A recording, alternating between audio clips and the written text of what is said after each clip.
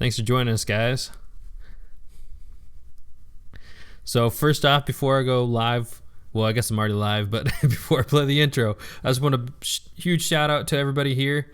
We got to 1K this morning, so super pumped to get over that hurdle, and couldn't have done without all you guys. All the people I've had on the stream and all the subscribers I got on the channel. So thanks, guys. And all right, so let's play the intro. Going live. Hey guys, I'm Jordan Fromer. I believe in hunting hard, hunting smart, and having a fun time while doing it. And shooting limits, well, that's just the icing on the cake. I revel in the journey just as much as the successes it brings. From ducks to dogs to decoys and guns, we'll be talking tactics, strategies, and what it takes to get the job done. Load up and take aim. This is the Duck Gun Podcast. On today's episode, we're joined by Chase from somewhere in Wisconsin, and we'll be discussing budget hunting.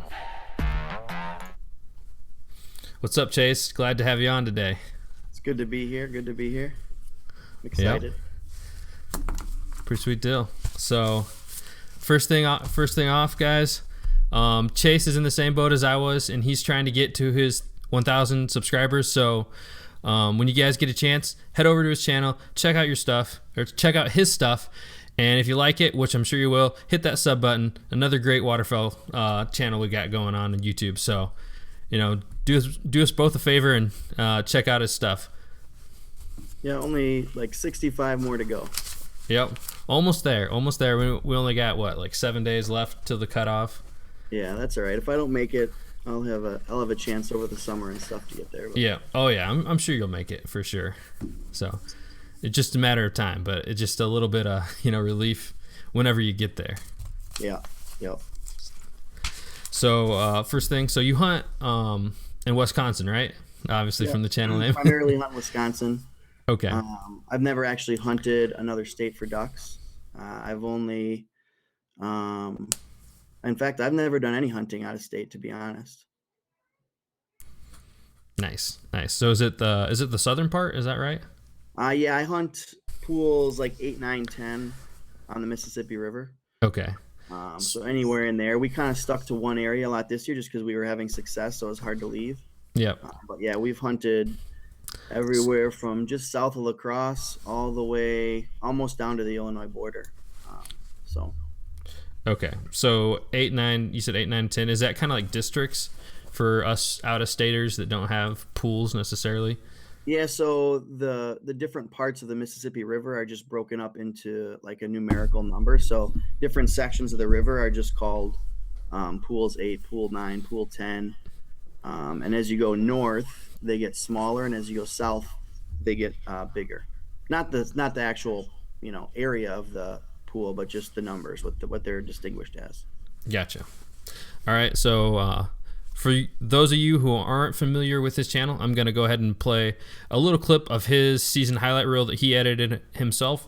So it's like the first, I trimmed it down just a little bit, and then it's like the first 50 seconds. So if you want to check out the whole video, you can check it out on his channel, but we're just going to play a little snippet for you guys.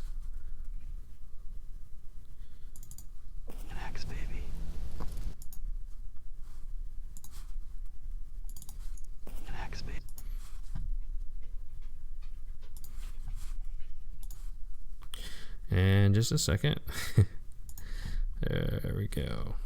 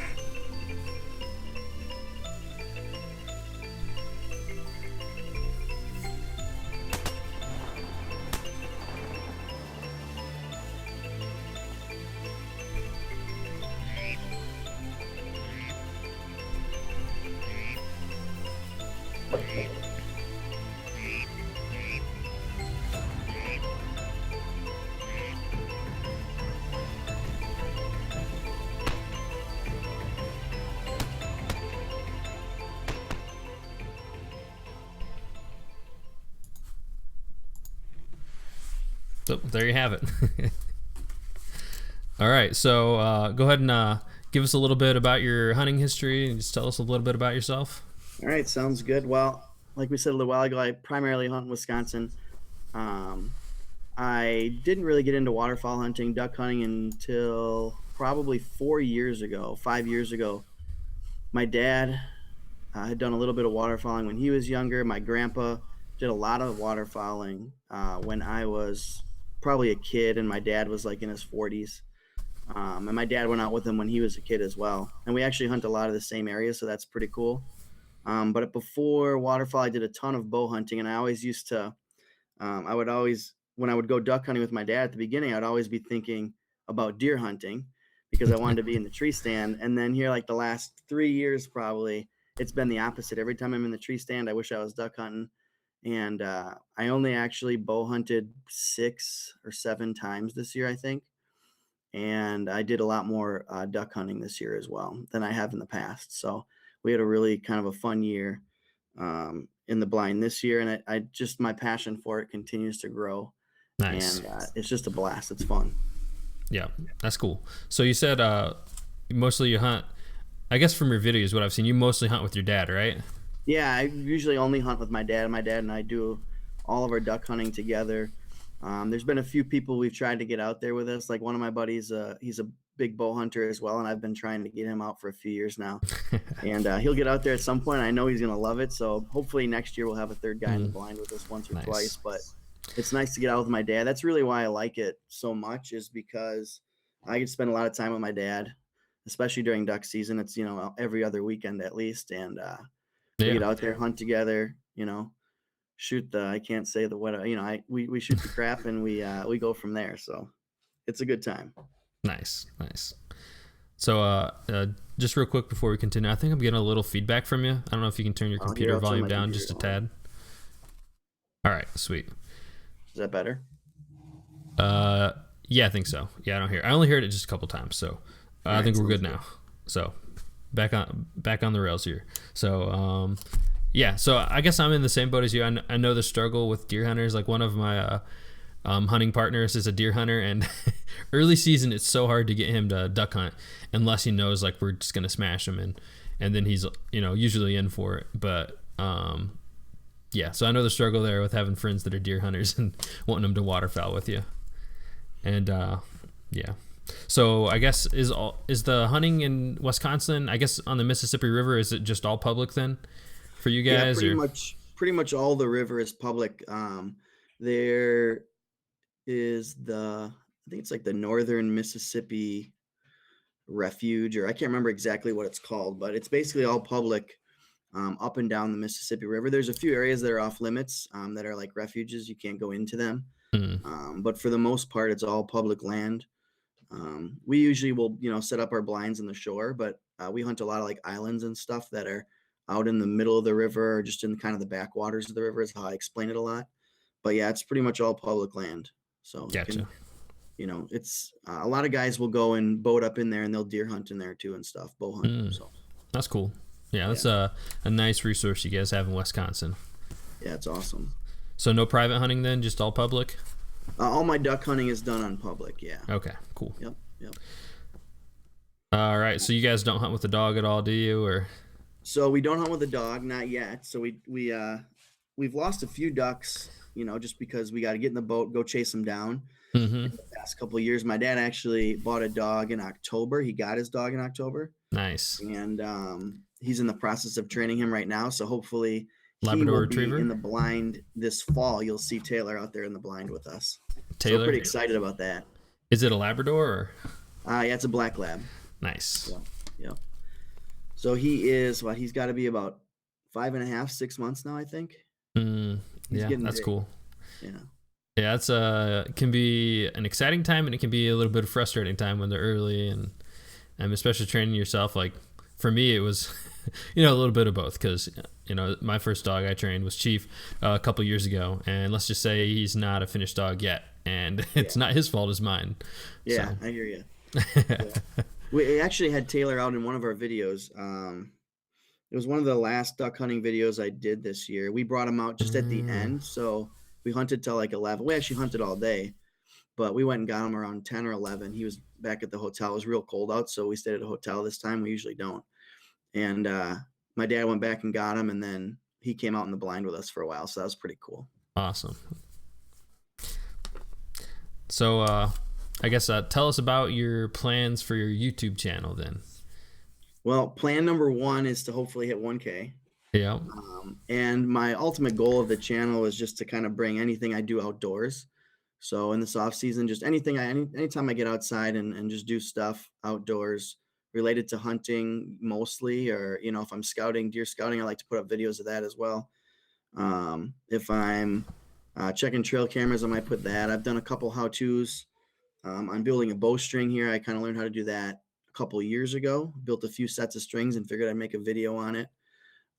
So just anything related to the outdoors, related to hunting, I'll try to bring up and bring it to you in something that's enjoyable, or at least, you'll get some knowledge from it or something.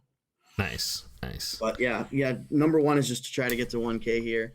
And then, I never even thought I thought maybe I'd have like 100 subscribers by the end of the year, but it's crazy how it took off during gun season. All you duck guys out there, you know how to support a channel that is putting out stuff. So thank you. Yeah, I think we have a great community of waterfowlers on here on YouTube, and just getting to know them too. It's just subscribers and creators alike. It's just a great community we have growing here on the YouTube platform. It's pretty cool. Yeah. So thanks all you guys out there. And so is it just going to be, I guess, specifically just the deer and duck stuff, or you got like fishing videos or anything else beyond that? Or yeah, I don't do a ton of fishing videos. I coach baseball in the summers too. Okay, probably so keeps you busy. To get out sometimes. Yeah. And do stuff outdoors in the summer. So a little bit in spring with some scouting videos. And then if I get out fishing, I'll do a fishing video. We might go to Canada this summer. And if that happens, I'll probably, bring the cameras along for that as well. Gotcha. And sometimes, like with those types of videos, if I'm not catching fish, I usually won't post a video on it. Like I was by my grandparents a few weeks ago. We were out doing some ice fishing and just kind of slow. I've had the cameras with me just in case it was fun and we were catching fish, but it was slow. So, it was if it's not in the duck blind, it's hard to just make a video on something that you don't really have a lot of followers on, Yeah, I understand that for sure. I'm in the same boat on that.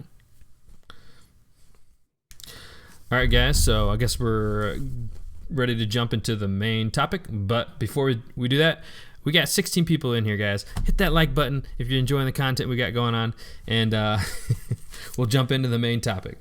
So topic for today is hunting on a budget. So we're going to both throw out 5 topics, and I'll start first. So first tip I have is your boat choice. So, the cheapest thing you can do is go with a friend that's got a boat, and or find places that you can walk in. But beyond that, you can get a canoe or a kayak, and the cheapest route on that is even going a little bit cheaper, and you can go on Craigslist. So I got my canoe off Craigslist for about $200, and that's cheaper than going to Dick's Sporting Good or whatever kind of sporting good store you have, Denhams or Dunhams, not Denhams, or just whatever you got around you, So boat selection, if you're going to be in the water or duck hunting, you're going to need a boat, some way to get around in the water. And so, Craigslist, canoe or kayak is the way to go. Yeah, my dad and I we kind of upgraded our boat. As an upgrade, we spent some money on it. The original boat we had was, I think we paid like $150 for the boat. My dad had a little 2.5 horse motor we had on there, and we did it cheap, but we could get anywhere we needed to go. And we weren't traveling like right on the Mississippi in that boat or anything. It was just little parts of the backwaters and small lakes and little channels and rivers and stuff. Yeah. But yeah, I would agree. And then the boat we upgraded to, we split the cost too. So I paid for half of the boat, he paid for the other half, and we both saved some money, and we had a little bit more enjoyable year with a little better boat this year. Well, nice. Basically just more, we could throw more gear in there. Fills up fast. Yeah, I know I have trouble with my canoe sometimes. Like when we get, like we went out just last week, we got skunks. There's no video. Late goose season. unfortunately no video, but me and my buddy and my dog, the dog blind. We had 6 geese decoys, shells, our guns, gun stand, camera gear, and then by then like we're really we're pushing the limits of the weight capacity on that canoe. So, and then like coming back upstream in the river and that, and I'm the only one paddling, and it wears you out fast. But if you're cold, by the time you get back, you're warm. So, yeah, you got to really be careful in those rivers and stuff too. It's easy to dump a canoe. Yeah, with all that gear in there. Like I did it a few years ago. Me and my buddy we were gonna go down this river and go bow hunting. It's 3:30 in the morning, like 25 degrees out, and we seriously just sat down in the canoe and we tipped it over. He ruined his phone and all kinds of stuff. So. Oh wow, yeah, I've done that with my dog. Tipped us over and lost my iPhone. That's terrible. That's not the way to be a budget hunter. No, yeah. Luckily, I had insurance, but still cheaper to just not have to use the insurance. All right, well, you gotta. My first one is never buy decoys for full price.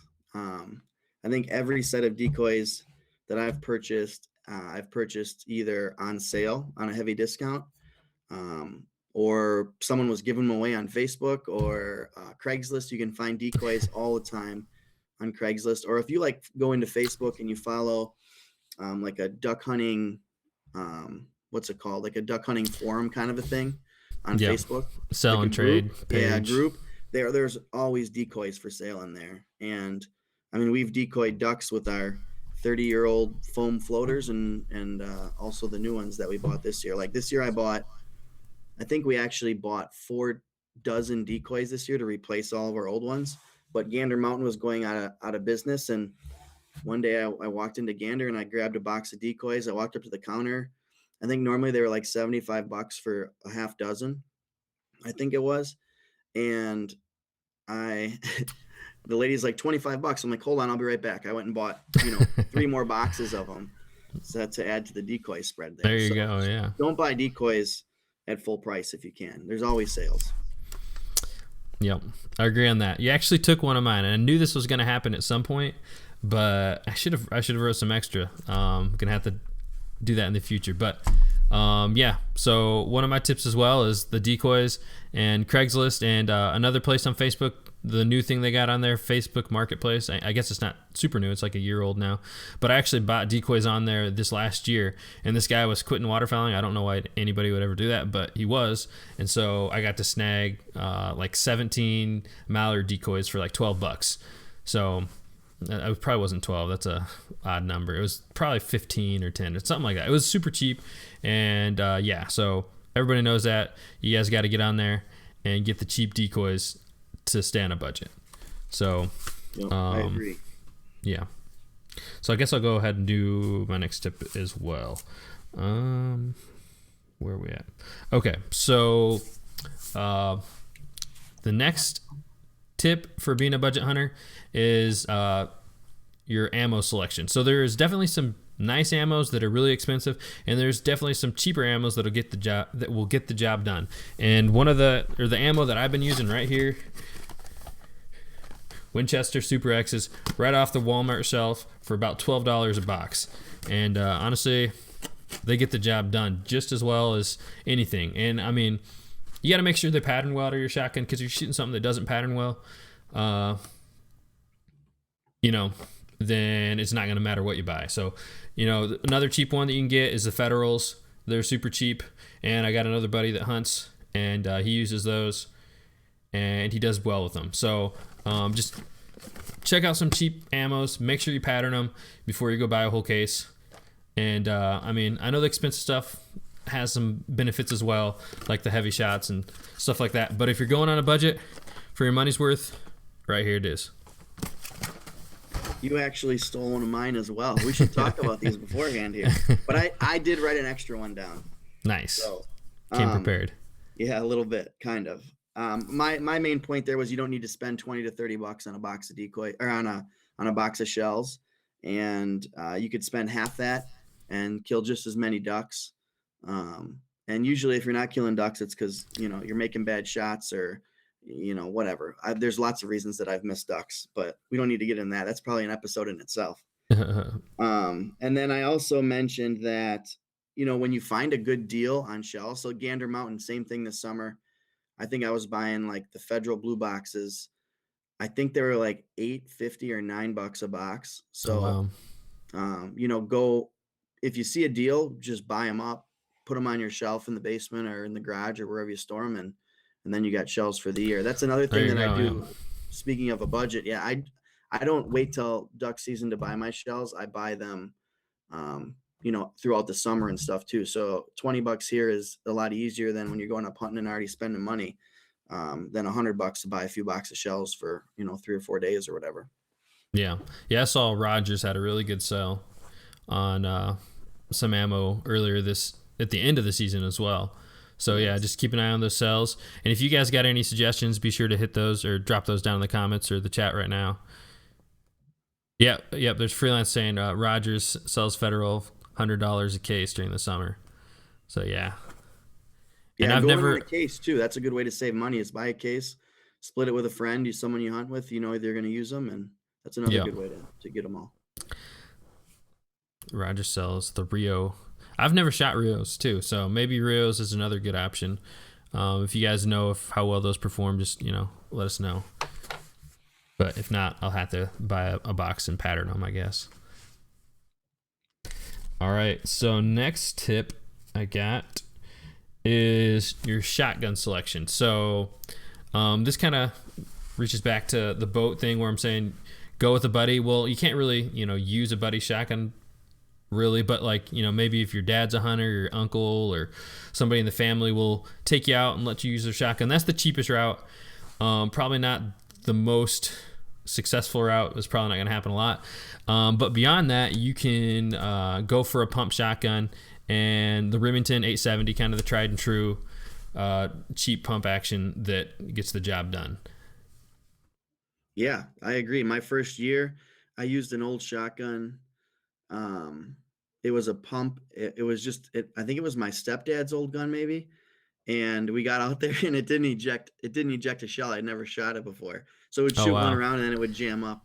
But luckily my dad had another gun. I used his. Nice. Yeah. That's always good. Yeah. It's going on a budget for sure there. Yeah. I was lucky that, actually my grandpa gave me my first shotgun. He gave me my first shotgun when I was like 10. I got like a single shot 20 gauge. And that wasn't even for duck hunting. That was for upland. But then he gave me one of his upland shotguns for duck hunting, and that helped me get started out. So, I got lucky because it's not cheap to start. That's why all these budget tips are helpful, because it's so expensive getting all the gear you need to duck hunt, especially if you don't have other people who can help support you, like your friends having gear already or something like that. Yeah. And, once you realize you like it, you'll probably want to upgrade, and that's fine. You'll probably save some money and upgrade. But yeah, that's a good point. Yeah. And you don't have to get all this stuff at once either, So if you get the budget shotgun right now and then all your other gear, and eventually you can get the semi-automatic if it's, most likely once you do it, it's going to be your lifelong passion. But right. So my third tip is, so we do a lot of camping. So it's a 3.5-hour drive from where we hunt to, from where we live to where we hunt. So oftentimes in my videos, you hear me mention that we left at like 1:30 in the morning or 1 o'clock in the morning.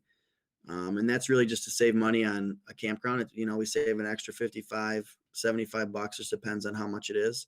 So we will oftentimes leave at like 1:30 in the morning, get to the boat launch at 5.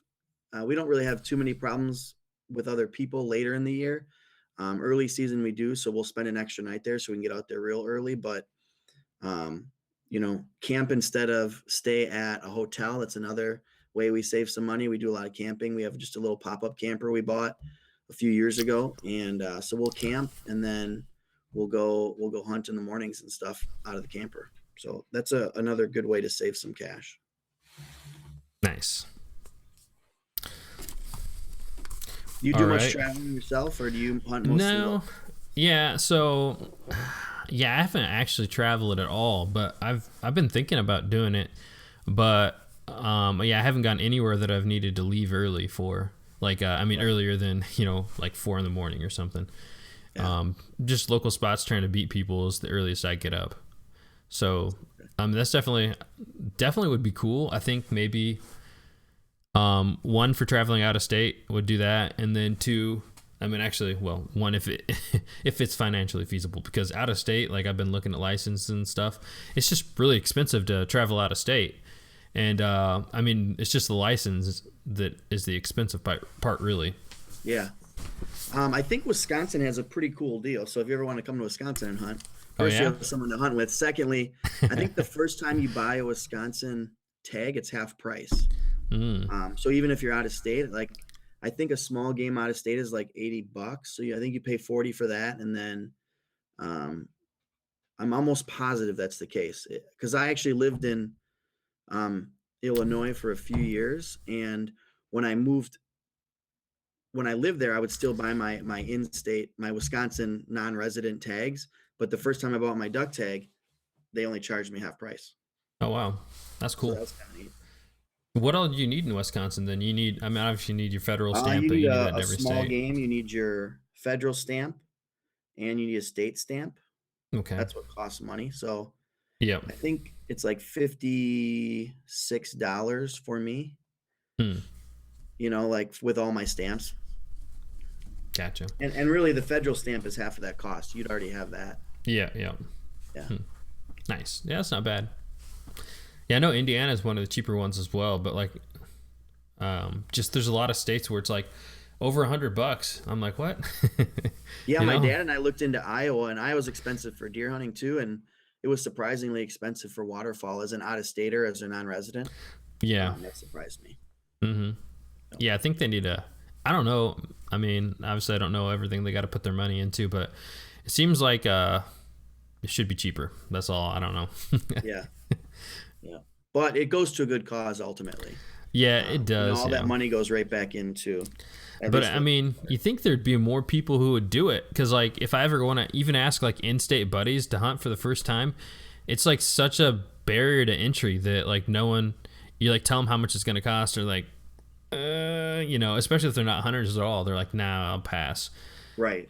So it's just and two, I think like I mean this is kind of going off topic, so I'll touch it real quick. But I don't know what they got in other states, but like they need to have some kind of mentor program, because I know they have that for like I think deer and turkey, where like you can take somebody for like the first few years hunting with you. They don't have to have like the hunter safety course and all that stuff. Because like if I asked one of my friends that lives down the road from me, I'm like, hey, you want to come hunting? I'm like, well, first you got to pass this 5-hour test on hunter safety. You got to pay for that. Then you got to go get your federal stamp. You got to get your hunting license, and then your state stamp. And I'm like, and we'll just do it like a couple times, And by Yeah, then and then he's it like, turns out they don't like it or something. yeah, or I mean, maybe they will like it, but they're not going to try it because it takes 5 yeah. hours of investment and $100 just to get into it. So like the barrier Right. to entry is way too high.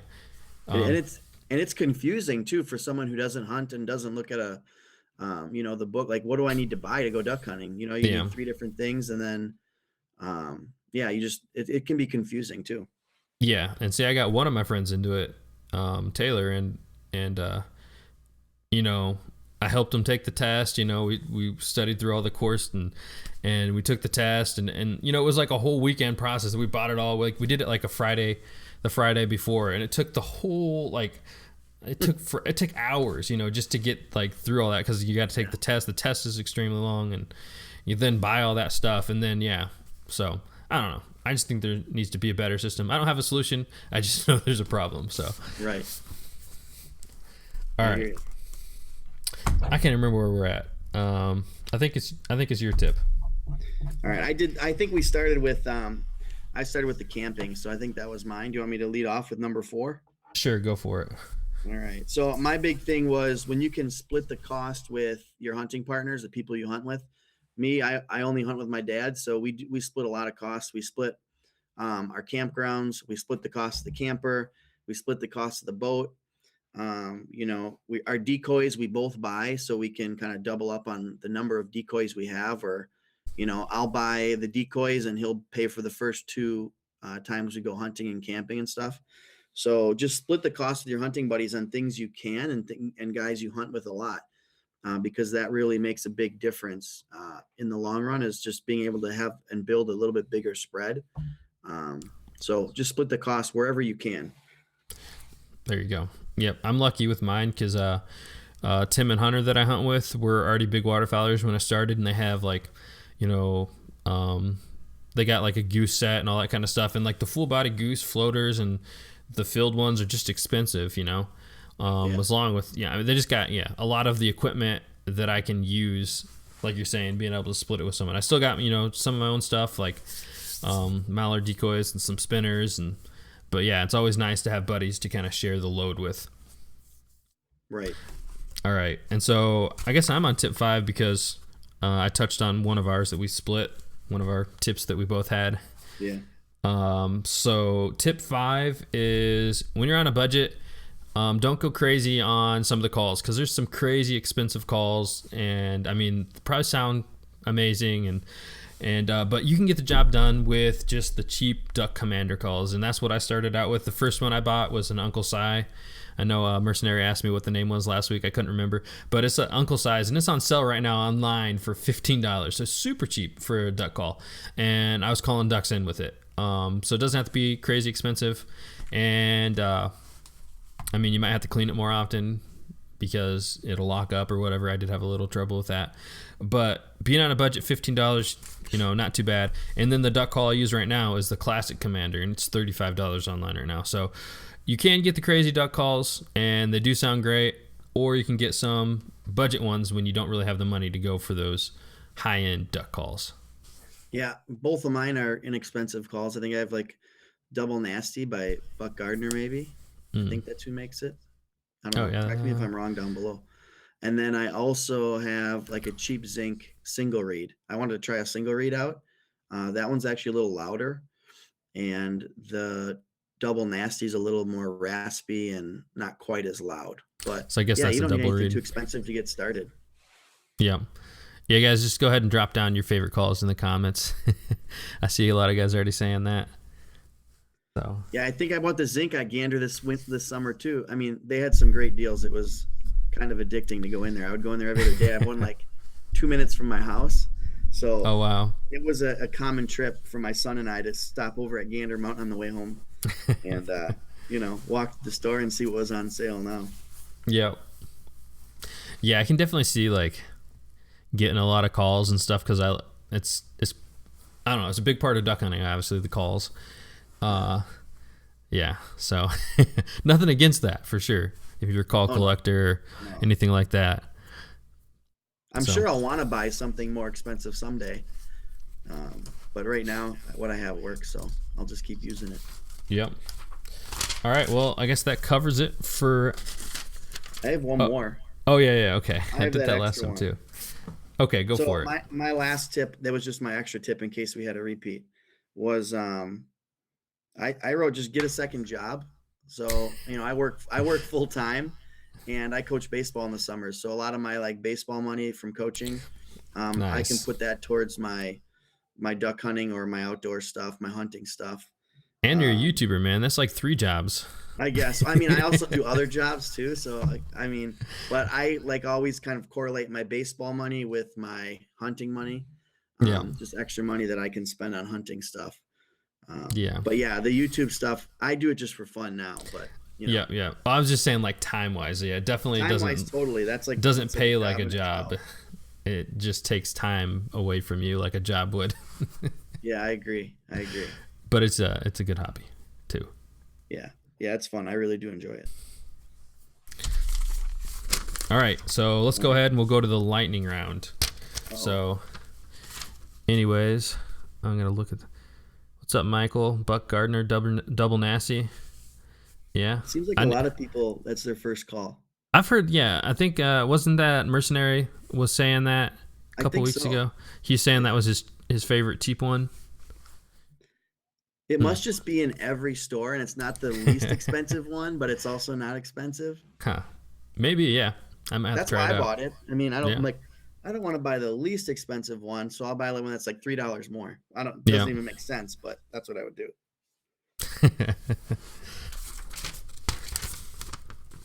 All right, so let's go with the lightning round. All right. So, do you remember what the lightning round is? I Quick think so. questions, quick answers. Yeah. Let's go with it. All right. Gun. Beretta A300 Outlander.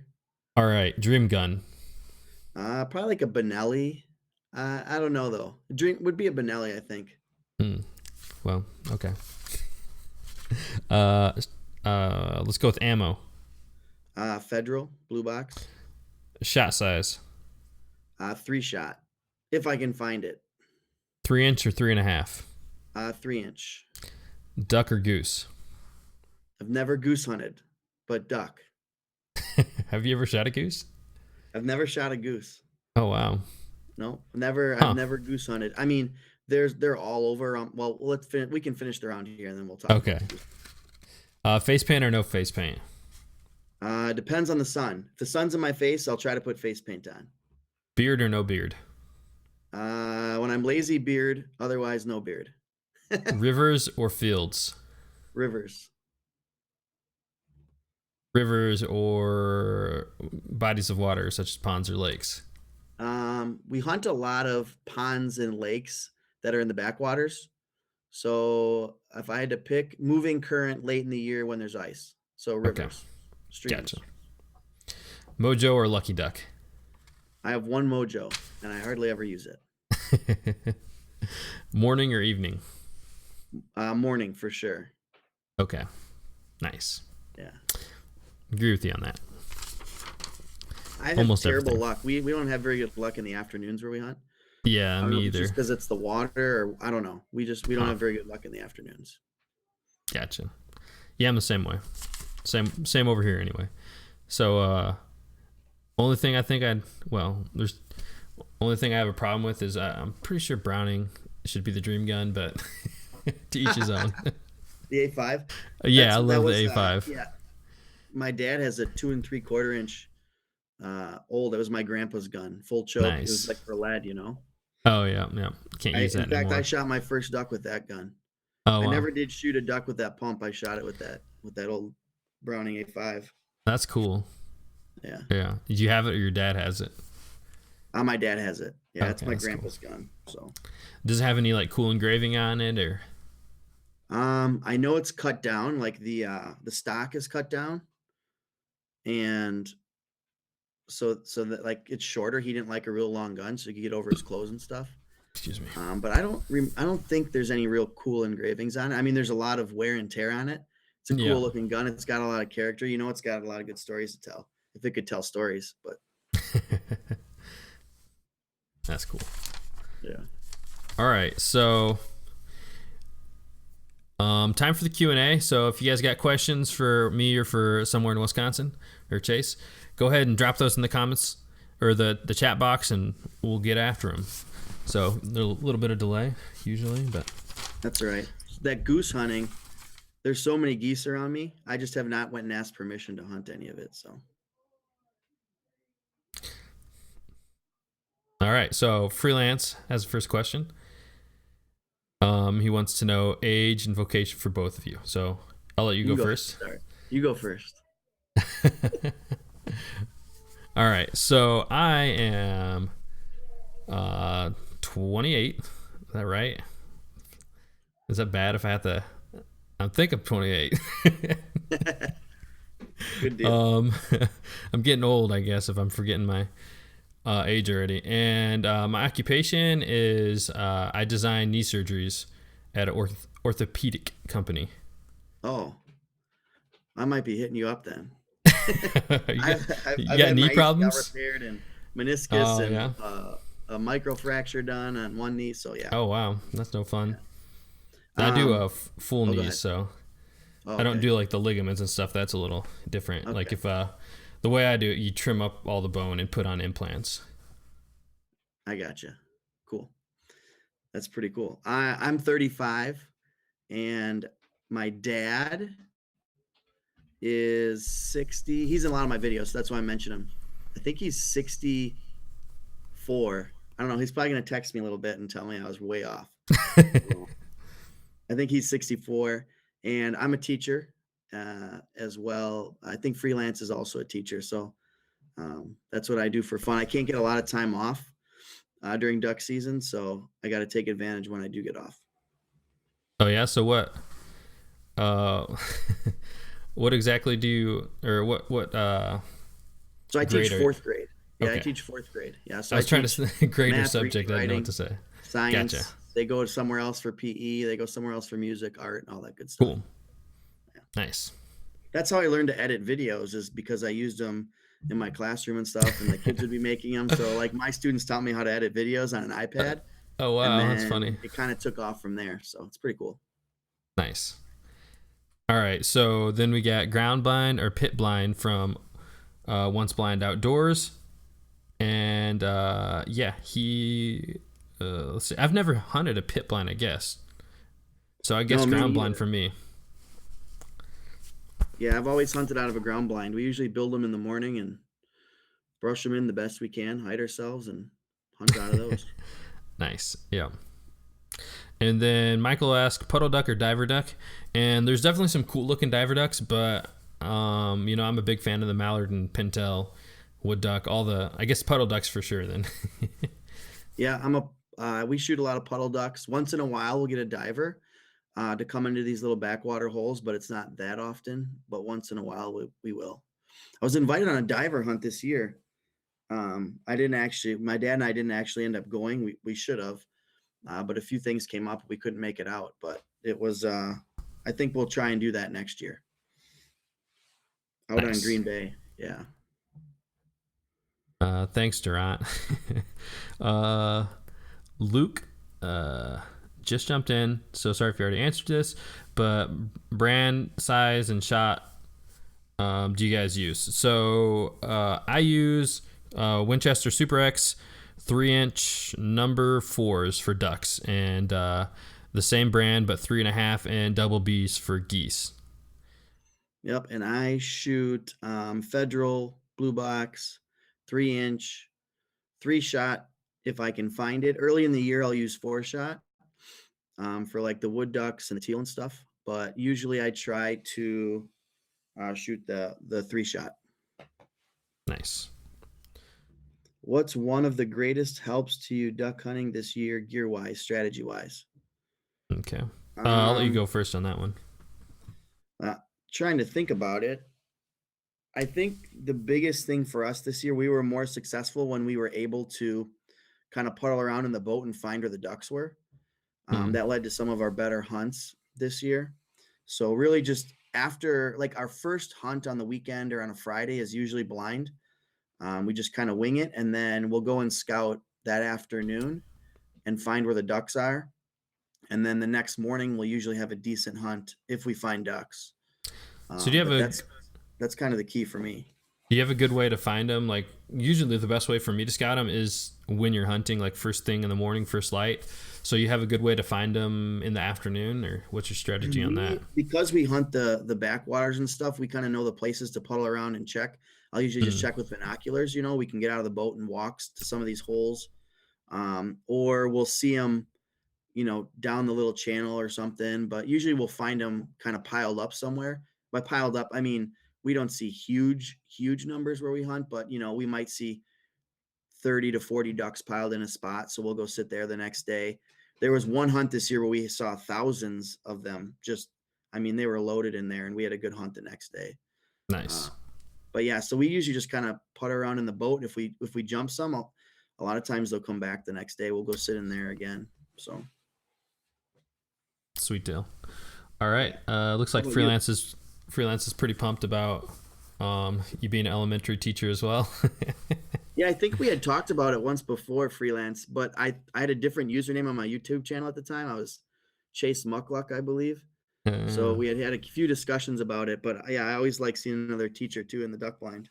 It's fun. yeah. And then I guess I didn't answer what my strategy wise was and in gear wise. Honestly, early season the mojos helped out a lot from going from no motion the prior season. So I think any kind of motion would work. Not necessarily just have to go with a mojo like a jerk rig or lucky duck, but especially like early season with wood ducks and teal. And then I think that was the biggest time I saw the success with it using the motion. Just I had teal and wood ducks landing like almost right on the mojo, and then early season with the mallards as well. It kind of tapers off as the late season goes, and then you just kind of find where the open water is, and where the ducks are. But yeah, I think that was a big help this year. I agree. A lot of times like the ducks will see the flash of the mojo, especially like those late season mallards. And I feel like as soon as they turn towards me, we just try to turn the mojo off. And then, we use a jerk rig too. We should probably use it more often. We usually put it out almost every hunt, but the jerk rig's helpful, I think, once you get their attention. Because after they fly over you once or twice, I feel like they aren't going to commit, especially if that flasher is sitting in the same spot. Yeah, I think one of my big problems with the jerk rig is that almost half my hunts probably are like solo hunts, and so like I got to work my dog, I got to call, I'm messing with cameras, and I don't have an extra hand to be pulling on the string as well. So you gotta tie it to your boot. Yeah, there you go. Just be dancing around. Yeah, no. And then you got to stay still in the blind too. Yeah. So I think that's why the mojo is a big help for me, cool. Especially on the early seasons when I can't get my buddy to go because he's too busy deer hunting. Yeah, there you go. All right, let's see what else we got in here. Once Blind Outdoors said, "Are you both hunting public land?" Yeah, I've never hunted private land. I've only hunted public land. I do both. Mostly public, but some of my friends have permission on farms, and I'm not opposed to going with them to smack down some limits. So I'll take wherever the ducks are at and wherever I can get permission, whether it's public or private. Yeah.